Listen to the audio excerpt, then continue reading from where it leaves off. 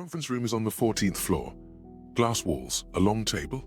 8 people arranged around it in the way people arrange themselves when they already know the outcome of a meeting, but have agreed to perform it anyway. You're somewhere in the middle of that table. The regional director is standing at the end with a printed statement in his hand. There was a failure. Budgets exceeded. Customers affected. He names the problem in abstract terms, the way institutions have always named problems. Large enough to justify the response, vague enough to protect the people who made the decisions. And then he pauses. And then he names the person responsible. A mid-level manager. 3rd row from the end on the left. A man who has been with the company for 11 years. You watch his face. There is a moment, not long, maybe 2 seconds, where you can see him understand what is happening. Not the words. He understood the words before he arrived this morning. What he understands in those 2 seconds is something more specific. That it is done. That the calculation has been made. That one person's professional destruction was the price of the institution's continuity. And that no one in this room is going to say that out loud. The director finishes the statement, files out. The others follow. The manager is still in his chair. You leave with the others because there is nothing to say. But somewhere on the elevator ride down, a thought forms that you can't quite finish. You've seen this before. Not in a boardroom, somewhere older. Somewhere that smelled of olive wood and burning oil and 10,000 pilgrims arriving from 3 days away for the feast. The sign Pontius Pilate nailed above the cross didn't say blasphemer. It didn't say heretic. It didn't say enemy of God. It said King of the Jews. That is a Roman political charge. And it changes everything you were told about why Jesus died. My name is Nathan. Some of you know the story by now. 12 years teaching history at a Catholic school in Evansville, Indiana. Resigned in my early 40s when the questions I was asking made the administration uncomfortable. What I do now is what they couldn't let me do then. Follow the evidence wherever it goes without deciding in advance where it's supposed to end. The question I've been sitting with for a long time is the most basic one you can ask about the most documented death in Western history. What actually killed Jesus? Not theologically, historically, forensically, because there are 2 completely different answers to that question. The church has been giving you one of them for 2,000 years. The other one has been sitting in the historical record the entire time. In Josephus, in Roman law, in the Gospels themselves, if you read them as historical documents instead of liturgical ones. And the evidence doesn't require a conspiracy theory. It doesn't require hidden Gospels or suppressed manuscripts. It's in the text you've had all along. You just have to know what you're looking at. Start with the method of execution.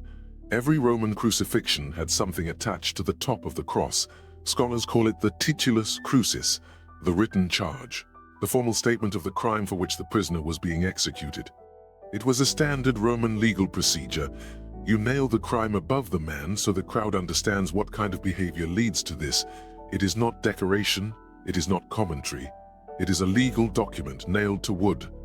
The titulus above the cross of Jesus read, in Latin, Hebrew, and Greek, Jesus of Nazareth, King of the Jews.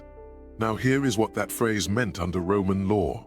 In an occupied territory, claiming kingship was sedition. It was a direct challenge to Roman imperial authority. To claim to be king was to claim a sovereignty Rome had not granted. That is a political crime. That is the crime Rome executed people for. Gerd Lüdemann at the University of Göttingen put it this way: from the method of Jesus' death alone, 3 conclusions can be drawn with certainty. First, Romans put Jesus to death. Second, there were Roman legal proceedings beforehand. Third, Jesus was condemned for a political crime, not a religious one, a political one. And Bart Ehrman at the University of North Carolina, not a theologian, a historian, one of the most prominent New Testament scholars in the English-speaking world, was direct about this when I first read his analysis. He wrote, "The Romans did not execute people for theological disputes. The charge that mattered to Rome was not blasphemy, not Sabbath violation, not claiming to be the Son of God. The charge that mattered was sedition. Rome crucified rebels, not heretics. Jesus died on a Roman cross under a Roman charge for a Roman crime. You are standing in a crowd on a road outside Jerusalem. The hour is late afternoon. The light is flat and hot. You can smell the dust and the crowd, and somewhere behind you, the smoke from the city. Above the man on the cross, there is a sign. 3 languages: Hebrew, so the local population can read it; Latin, the language of official Roman records; Greek, the common language of the Eastern Empire. You don't read Latin, someone beside you does. They translate it without being asked, quietly, almost to themselves. King of the Jews. You've been told this is mockery, that Pilate had those words written to humiliate, to diminish, to make the religious leaders around him angry at the title being given to the man they handed over. But you are standing here, and you know what the titulus is. You know what every Roman execution post carries. You know that the language at the top of that cross is not editorial. It is the formal statement of the crime. The official reason. The document Rome files. Rome is telling everyone on this road exactly why this man is dying. And it has nothing to do with blasphemy, nothing to do with claiming to be God, nothing to do with offending the religious sensibilities of the priests in Jerusalem. Rome is saying, this man claimed to be king. In our territory, without our authorization, that is why he is here. That is the only reason Rome is interested. Now let's go back a week. Because the crucifixion didn't happen because of something Jesus said in a synagogue. It happened because of something he did in the most politically sensitive place in Jerusalem. E.P. Sanders at Duke University in Oxford, his book Jesus and Judaism came out in 1985, identified the proximate cause of Jesus' arrest with more precision than almost any other scholar: the temple incident. The overturning of the money changers' tables in the temple courts. The standard reading is religious. Jesus was angry at commercialism in a sacred space. The historical reading is different. The temple was not only a religious institution, it was the financial center of Jewish life in Judea. Massive commercial operations.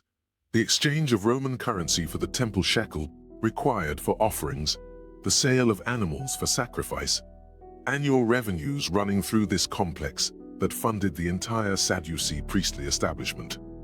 The Sadducees had built their position under Roman patronage. They ran the temple. The Romans tolerated this arrangement because it kept the population stable. The priests kept the peace. Rome let the priests profit. When Jesus walked into that courtyard and started overturning tables, he was not making a theological statement. He was threatening an economic system, a political structure, the foundation of the deal between the Sadducee establishment and Rome. Sanders was clear: the temple action was not a minor protest that went too far. It was the act that sealed the decision to remove Jesus, not because he insulted God, because he threatened the arrangement that kept the institution standing. And here is the piece of evidence I keep coming back to, the one I couldn't get out of my head when I first encountered it. Jewish law for blasphemy was stoning. Leviticus 24, verse 16. Clear, unambiguous, applied consistently. The Sanhedrin, the Jewish high court, had the authority to carry out this sentence. They had the method, they had the legal standing. If Jesus had been condemned purely on religious grounds, for blasphemy, for claiming divine identity, for violating the law of Moses, the Sanhedrin did not need Rome. They didn't stone Jesus, they handed him to Rome. Think about why. Not because the Sanhedrin lacked authority, not because they were uncertain about the charge. They needed Rome because only Rome could make the charge stick in the way they needed it to stick. The charge had to be political. It had to be sedition. It had to be the kind of crime Rome acts on without hesitation. And the only people who could make a political charge a capital Roman crime were the Romans. Someone reframed the case, deliberately, from a religious violation that Jewish law could handle into a political threat that Rome would terminate. Ehrman wrote, "The question is not who wanted Jesus dead. Many people may have wanted Jesus dead for many reasons. The question is how they got Rome to do it." And the answer to that question is in the titulus above the cross. King of the Jews. Someone knew exactly what Rome would do with that charge. There is one moment in the entire gospel narrative where a member of the Sanhedrin says the quiet part out loud. It is in the Gospel of John, chapter 11, verse 50. The setting is a meeting of the Sanhedrin, called after the raising of Lazarus. The discussion is what to do about Jesus. His following is growing. The crowds are unpredictable. Passover is approaching, and Caiaphas the high priest addresses the council. He is not speaking in theological language. He is not debating doctrine. He is calculating. He says, "You do not realize that it is better for you that one man die for the people than that the whole nation perish." Read that slowly. That is not a statement about sin. That is not a statement about law. That is not a statement about God. It is a cost-benefit calculation. The logic of institutional self-preservation. One man's death against the alternative. Roman military intervention against the entire Jewish population. Josephus records what Rome did during Passover. The garrison in Jerusalem was reinforced, thousands of soldiers on standby. Any figure drawing large crowds in that environment was a genuine security threat. Caiaphas was not a zealot. He was not a fanatic. He was an administrator who had kept his institution intact through decades of Roman occupation. He understood exactly how Rome thought, and he made a decision that administrators have been making since there have been institutions to protect one person's destruction in exchange for everyone else's survival. He said it on the record. It sat in the Gospel of John for 2,000 years. Because no one reading it as devotional literature stopped to ask, is this a theological statement, or is this the minutes of a committee meeting where someone decided to sacrifice a subordinate? If you have ever sat in a meeting where one person took the blame for a decision made above them, you understand this passage better than most theologians do. You've watched institutions protect themselves at an individual's expense. You've felt the specific discomfort of being present when it happens, and understanding what it is, and knowing there is nothing you can do. You are probably right that there was nothing you could do.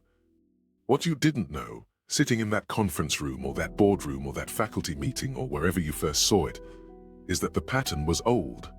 2,000 years old. Old enough to have a name. Old enough to have generated one of the world's largest religions. A religion built in part on the deliberate reinterpretation of the reason it happened. Caiaphas's calculation was not unique. It was not exceptional. It was the oldest institutional logic in the world. The exceptionality was this: the person sacrificed was Jesus. And the people who loved him could not accept that his death had the same structure as every institutional sacrifice that came before and after. So they gave it a different meaning. They had to. Now let's talk about the man who signed the execution order. Because the Pontius Pilate in the Gospels and the Pontius Pilate in the historical record are not the same person. In the Gospels, particularly in Matthew, Pilate is a tortured figure. He finds no guilt in Jesus. He offers the crowd a choice, Jesus or Barabbas. He washes his hands before the crowd and says, "I am innocent of this man's blood." He is reluctant. He is pressured. He is, in the gospel narrative, a man forced into a terrible decision by circumstances beyond his control. Then there is Josephus. Josephus was a first-century Jewish historian who wrote in detail about the Roman governors of Judea.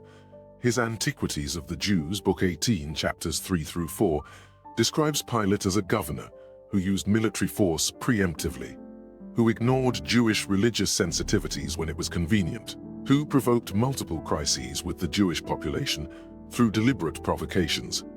He introduced Roman military standards bearing the image of the emperor into Jerusalem at night.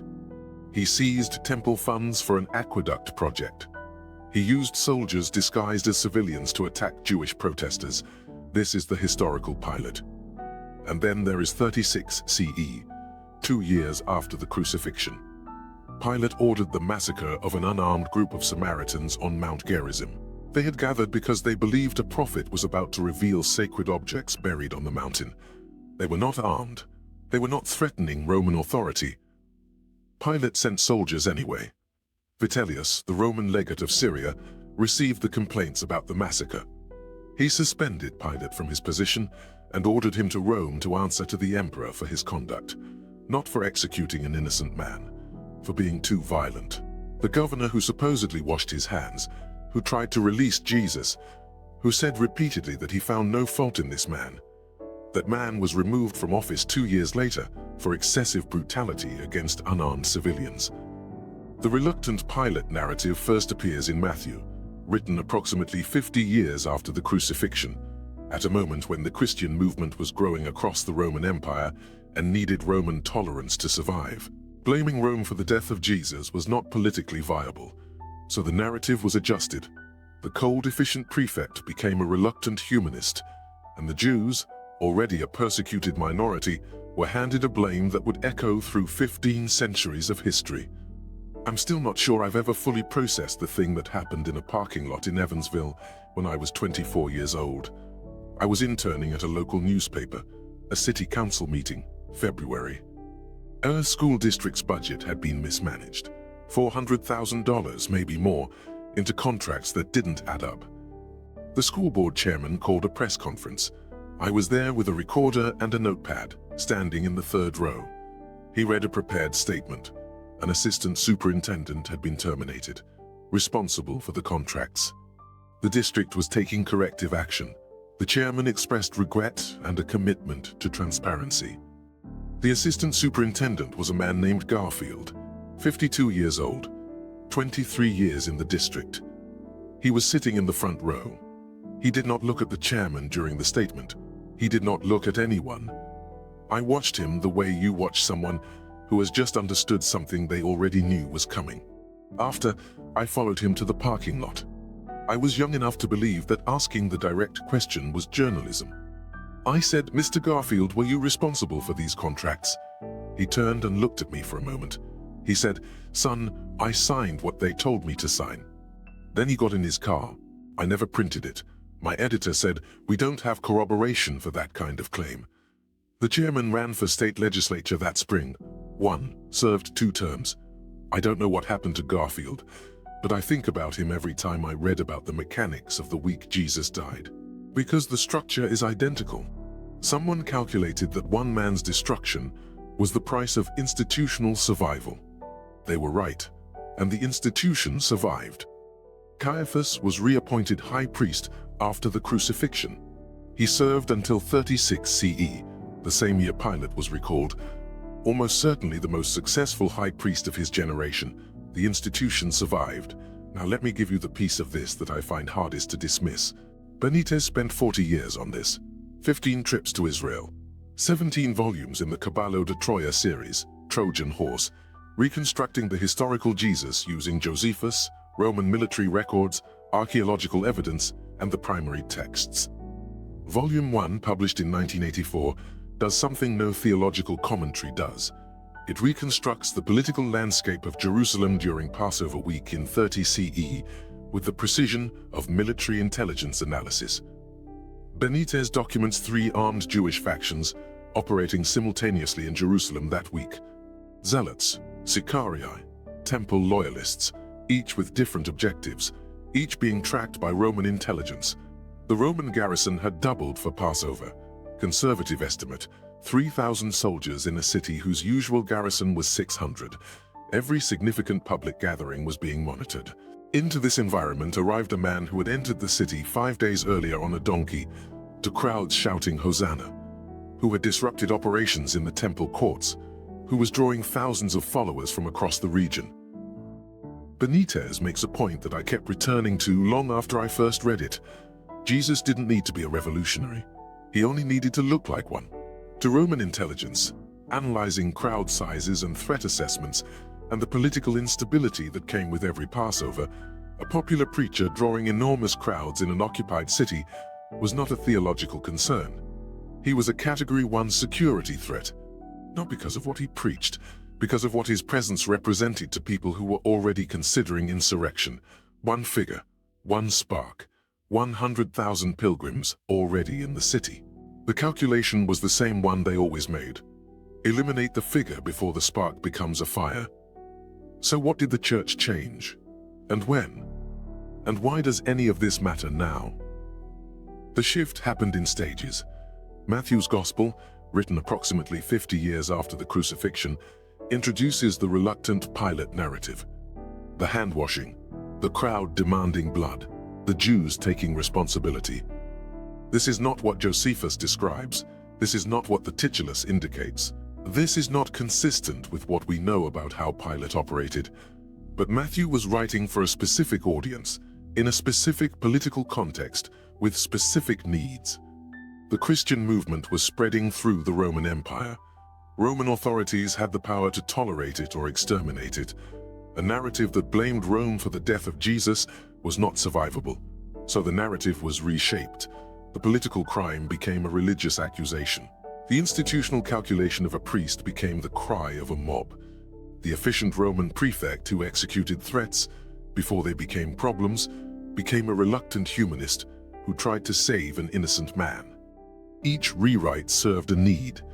Each rewrite made the church's position more tenable in the political environment it was navigating, and none of them, not one, altered the single most important piece of evidence: the sign above the cross. 3 languages, 6 words. The formal statement of the crime. King of the Jews. They couldn't change the sign. It was already in all 4 Gospels. It was already too established to remove, so they taught you to read it as mockery instead of as a legal document. They taught you that Pilate wrote it to insult the Jewish religious authorities. Not that Pilate wrote it because it was the charge. And for 2,000 years, that framing held.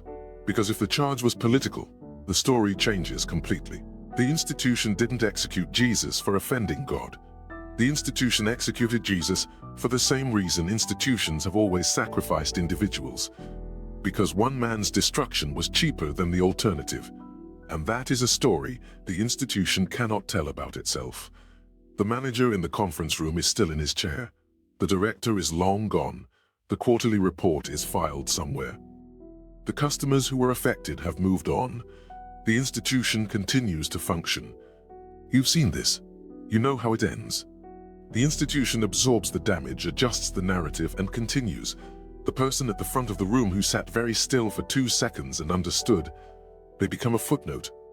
What you know now, standing in the elevator on the way down, is that the structure is old. Not metaphorically old, historically old, documented old. Old enough that the oldest account we have of why Jesus died still contains, in the words of the man who arranged his execution, the exact logic you witnessed in that conference room. It is better for one man to die for the people than for the whole nation to perish. That sentence was preserved for 2,000 years, not because the Gospel of John wanted you to understand what Caiaphas was doing, because the Gospel of John understood it as prophecy. The church read institutional calculation as divine providence. Both readings are technically available in the text. Only one of them requires you to believe that the logic of institutional sacrifice is holy. The manager in the conference room is still in his chair, and now you know where he's been sitting for 2,000 years. That's it, that's the question.